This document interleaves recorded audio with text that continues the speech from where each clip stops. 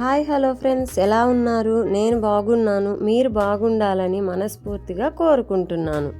ఈరోజు వీడియోలో అమ్మాయిలు పెళ్ళి అయిన తర్వాత వాళ్ళ అలవాట్లను మార్చుకుంటారు. అలా మార్చుకునే అవసరం లేదంటున్నారు కొంతమంది. ఆ అలవాట్లలో ఏమేమి మార్చుకోవచ్చు, ఏమేమి మార్చుకోకూడదు అనే విషయాన్ని తెలుసుకుందాం. పెళ్ళయ్యాక అమ్మాయిల జీవితంలో చాలా మార్పులు వస్తాయంటారు. భర్త, అత్తింటి వాళ్ళ ఒత్తిడితో కొన్ని గొడవలెందుకన్న ఉద్దేశంతో తమకు తామే మరికొన్ని త్యాగాలు చేయడం, సర్దుకుపోవడం ఇలాంటి వాటి వల్ల కొంతమంది మహిళలు తమ సొంత గుర్తింపును కోల్పోతుంటారు.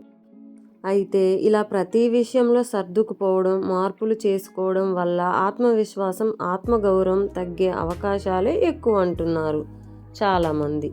దీనివల్ల శారీరకంగా, మానసికంగాను పలు సమస్యలు ఎదురవుతుంటాయి. అందుకే పెళ్ళయ్యాక కూడా అమ్మాయిలు కొన్ని విషయాల్లో మార్పులు చేసుకోకపోవడమే మేలంటున్నారు. సమాజంలో మనకంటూ ఓ ప్రత్యేక గుర్తింపును తెచ్చిపెట్టే అంశాల్లో వృత్తి, ఉద్యోగాలది కీలక పాత్రే. అయితే పెళ్ళయ్యాక అత్తింటి వారి ఒత్తిడితోనో లేదంటే ఇతర కారణాల వల్ల కొంతమంది అమ్మాయిలు వీటికి దూరంగా ఉండాల్సి రావచ్చు. అది కూడా అయిష్టంగానే. ఈ క్రమంలో ఇతరుల ఇష్టాలకు విలువిచ్చి మన ఇష్టాలను త్యాగం చేయడం ఎంతవరకు సమంజసం అనేది ఆలోచించమంటున్నారు.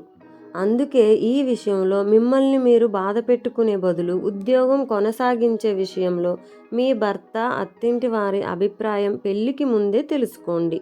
వాళ్ళను ఒప్పించే ప్రయత్నం చేయండి.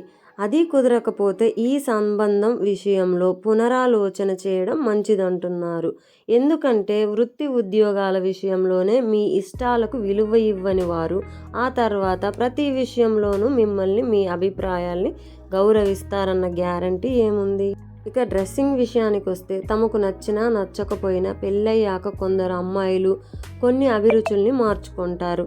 డ్రెస్సింగ్తో పాటు ఆహారపు అలవాట్లలోనూ మార్పులు చేసుకుంటారు. నిజానికి దీనివల్ల ఆత్మవిశ్వాసం తగ్గడంతో పాటు మనం ఏదైనా పొరపాటు చేస్తున్నామేమోనన్న భావనే మనల్ని ఎక్కువగా వేధిస్తుంటుంది.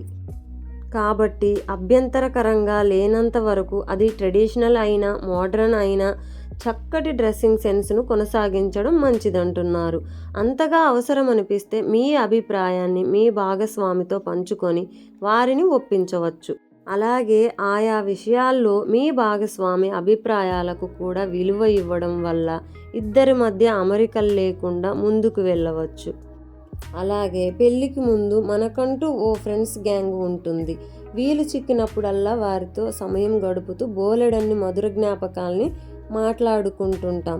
అయితే పెళ్లి తర్వాత ఒక్కసారిగా దీన్ని మార్చుకోవాలని చెప్పే హక్కు కానీ, అవతలి వారి కోసం మనకు మనమే మన స్నేహాన్ని త్యాగం చేసే అవసరం కానీ లేదంటున్నారు చాలామంది.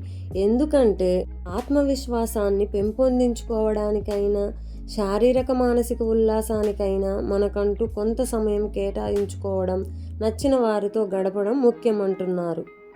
పెళ్ళయ్యాక అమ్మాయి పుట్టింటి వారి గురించి పట్టించుకోనక్కర్లేదనే భావన ఇప్పటికీ కొంతమందిలో చూస్తుంటాం. నిజానికి ఇలాంటి ఆంక్షల వల్ల కొడుకులు లేని తల్లిదండ్రుల బాగోగులు చూసేవారే కరువవుతుంటారు. కానీ ఇలా ఆలోచించే సమాజాన్ని పక్కన పెట్టి పెళ్ళైన అమ్మాయిలు తమ పూర్వ బాధ్యతల్ని కొనసాగించడమే మంచిదంటున్నారు చాలా వరకు. ఈ క్రమంలో తల్లిదండ్రుల బాధ్యత చూసుకోవడం, వృద్ధాప్యంలో వారిని చేరదీయడం, ఆర్థికంగా మీకున్న బాధ్యతల్ని కొనసాగించడం, ఉదాహరణకు పొదుపు, రుణాలు చెల్లించడం వంటివి మొదలైన విషయాల్లో ఎలాంటి మార్పులు చేసుకోవాల్సిన అవసరం లేదంటున్నారు.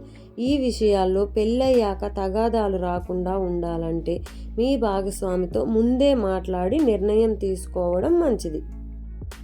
ఇక పెళ్ళయ్యాక చాలామంది అమ్మాయిల ఇంటి పేరు మారుతుంటుంది.